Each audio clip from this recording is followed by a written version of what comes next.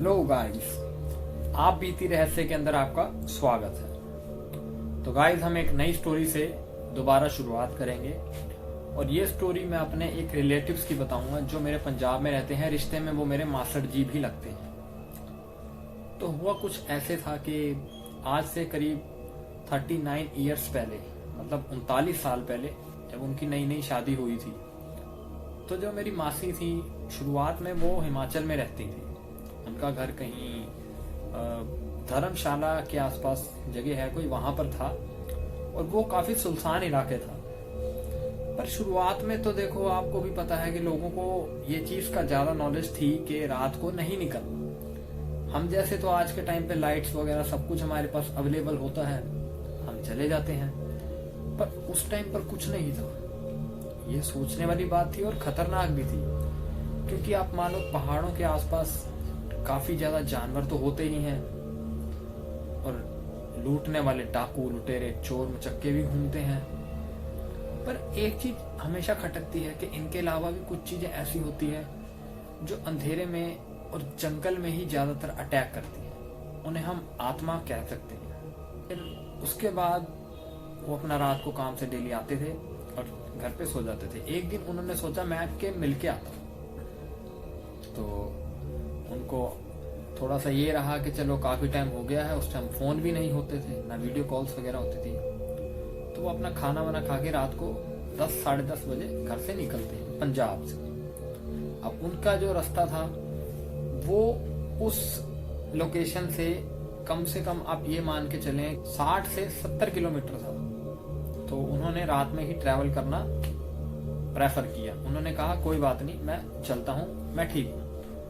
तो उस टाइम पर जो लोग होते थे वो अपनी साइकिल उठाते थे और चल पड़ते थे। चलो ठीक है, उनके पास साइकिल थी, वो चल पड़े। तो चलते चलते चलते चलते आधे पौने घंटे बाद जब वो आधा रास्ता क्रॉस किया होगा, तो वो रास्ता उनका जंगल से होकर गुजरता था थोड़ा सा। और जब वो उस जंगल में एंटर करते हैं तो उस जंगल में उन्होंने एक चीज नोटिस करी कि वहां पर हलचल तो थी, पर इग्नोर करके आगे चल दिए। उन्होंने सोचा था कि कुछ लोग होंगे, फिर आप सामने से कुछ लोग आते हैं। चांस की बात है, वो ने ये कह रहे थे कि आप आगे मत जाएं, इसी में आपकी भलाई है। इतना कहने के बाद वो अपना चले जाते हैं। तो मास्टर जी सोचते हैं कि ऐसा तो या तो ये मजाक कर रहे होंगे, पंजाबी में कहते हैं मखौल कर रहा होना है। तो उन्होंने सोचा है मखौल कर दा मुंडा। फिर उन्होंने कहा चलो कोई बात नहीं, मैं आगे चलने का ट्राई करता हूँ, कोई बात नहीं, ऐसा लोग करते रहते हैं। चांस की बात है वो उस जंगल के थोड़ा सा और अंदर चले गए। अच्छा, वो जंगल ज्यादा बड़ा नहीं है, सिर्फ 30 से 25 किलोमीटर का ही है, ज्यादा नहीं है। बट 30 से 25 किलोमीटर भी बहुत होता है रात के लिए। अब वो आगे चलते हैं तो धीरे धीरे धीरे जाने के बाद वहां पर ना कोई औरत होती है, वो रात को लकड़ी काट रही होती कुल्हाड़ी से। तो वो देखते हैं और उससे पूछने का कोशिश करते हैं, बट पूछते नहीं है। अब चांस की बात ये था कि उस टाइम सर्दी ज्यादा थी। उन्होंने पहले ये सोचा कि थोड़ी सी लकड़ी तो ये काट रही है, आग सेक लेते हैं। और वो करते थे लाइटर और माचिस का बिजनेस। और उनकी साइकिल के पीछे वो बैग भी पड़ा था जिसको लेकर जाते थे। ठीक है, कोई बात नहीं। अब वो अपना आराम से उतरते हैं और उस औरत के पास जाकर ये बोलते हैं मुझे थोड़ी लकड़ियां दे दो, मैं आपको पैसे दे देता हूँ, मैं आग सेकना चाहता हूँ, फिर उसके बाद आगे ट्रैवल करूंगा। तो वो औरत सुनती नहीं है।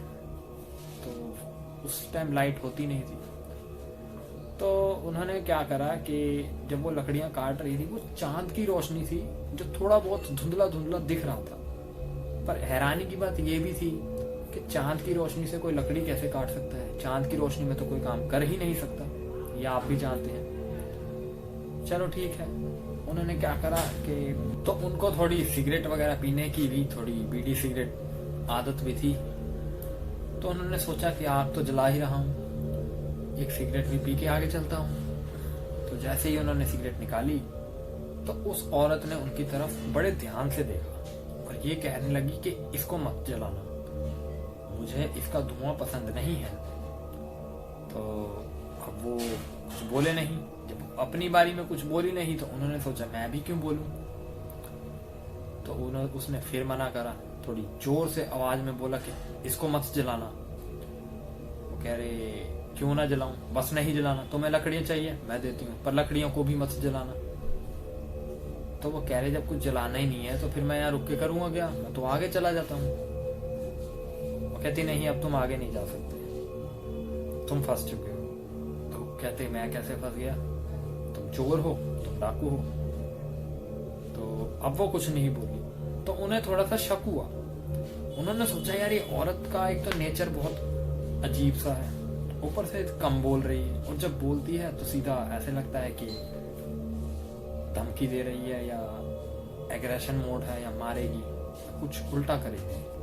तो वो ज्यादा देर ना रुक के, वो देखते हैं टाइम भी अब ज्यादा हो गया है, 1 बज चुका था, तो वो आगे चल पड़ते हैं अपना आराम से, कोई दिक्कत नहीं, मस्त होके अपना चलना शुरू कर देते हैं। अब वो औरत उनके पीछे पीछे आना शुरू कर देती है और वो ये चीज समझ जाते हैं कि ये इंसान नहीं है, क्योंकि ऐसा था उस टाइम पर, आपको भी पता है लोगों की पहचानने की शक्ति बहुत थी। आजकल तो लोग धोखा खा जाते हैं, बट उस टाइम के लोग समझ जाते थे। उन्होंने उसके पैर की तरफ कब देखा ये मैं आप बताता हूं। जब वो ये कह रही थी कि आप लकड़ी मत जलाना, तब उन्होंने उसके पैरों की तरफ देखा और ये सोचा कि यहाँ पे तो थोड़ा काम अब खराब है, अब चुपचाप यहाँ से निकलने में ही भलाई है। वो डर भी रहे थे और आगे चल भी रहे थे, वो पीछे पीछे आ रही थी। अब उसके हाथ में कुल्हाड़ी भी थी। तो उस टाइम पर ये समझ लें कि जब वो उसके हाथ में कुल्हाड़ी थी और उन्होंने साइकिल में शीशा भी लगाया हुआ था, उन्होंने जैसे ही शीशे में देखा तो उन्हें उसकी असली सूरत भी नजर आई। अब वो और डर गए। तो उनके पास बताते हैं कि 2 बंडल थे जो बीड़ी वगैरह पिया करते थे, हालांकि मजबूरी थी, वो नहीं पीते थे। तो उस दिन चांस की बात है जेब में थे तो उन्होंने निकाली और पीनी शुरू कर दी। इस जंगल से लेके जब तक वो पहाड़ ऊपर नहीं चढ़ गए, जब तक वो मासी जी के घर नहीं पहुंच गए, तब तक उन्होंने पूरे रास्ते बीड़ी जलाकर रखी। और वो औरत और उसके साथ कई और आत्माएं ऐसी थी जो वो खुद बताते हैं कि उनके आसपास आनी शुरू हो गई थी और वो डर भी रहे थे। अब वो वहां पर पहुंचने के बाद ये चीज बताते हैं, पहले तो किसी को यकीन नहीं आता। अब रात काफी हो गई थी, रात के 2 बज चुके थे, सब सो जाते हैं। अब रात को अचानक उन्हें प्यास लगती है, वो उठते हैं पानी पीने के लिए। तो बाहर कुआं था, तो उन्होंने सोचा कि यार घर में तो पानी पड़ा ही है, सर्दी का मौसम है, तो कोई नहीं, पानी वेस्ट ना करके मैं बाहर कुएं से पी लेता हूँ। और जैसे ही गेट से बाहर निकले, वो औरत कुएं पर बैठी थी। अब वो ये सोच रहे हैं कि यार ये यहाँ कैसे आ गई। अब जो टाइम था वो 2:30-3 बजे के बीच के आसपास था। उस टाइम पर ऐसा हुआ कि उन्होंने सोचा कि पिंड में बोलते हैं अमृत वेला शुरू होता है 3 बजे। उन्होंने 3 बजे तक का इंतजार किया और 3 बजने के बाद उन्होंने बाहर जाने की कोशिश की। जब वो बाहर गए तो उन्होंने देखा कि वो थी तो सही वहां पर, मगर अब वो ऊपर की तरफ देख रही थी। वो और हैरान हो गए। उन्होंने सोचा कि मैं किसी को उठाकर दिखाता हूं कि ये देखो, ये तो पीछे ही आ गई। तो अब वो बाद में पता चलता है कि वो चुड़ैल थी और वो उसी गांव की रहने वाली भी थी।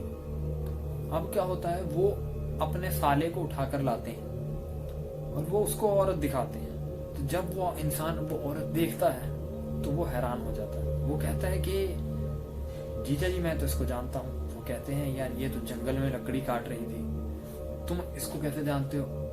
अच्छा तुझे दिखाई दे रही है? तो वो ये चीज कहते हैं कि जीजा जी ये जो औरत है ना, जो हमें दिखी है अभी, और कुछ टाइम बाद वो गायब भी हो गई थी, और कुछ टाइम बाद वो गायब हो गई थी अचानक से।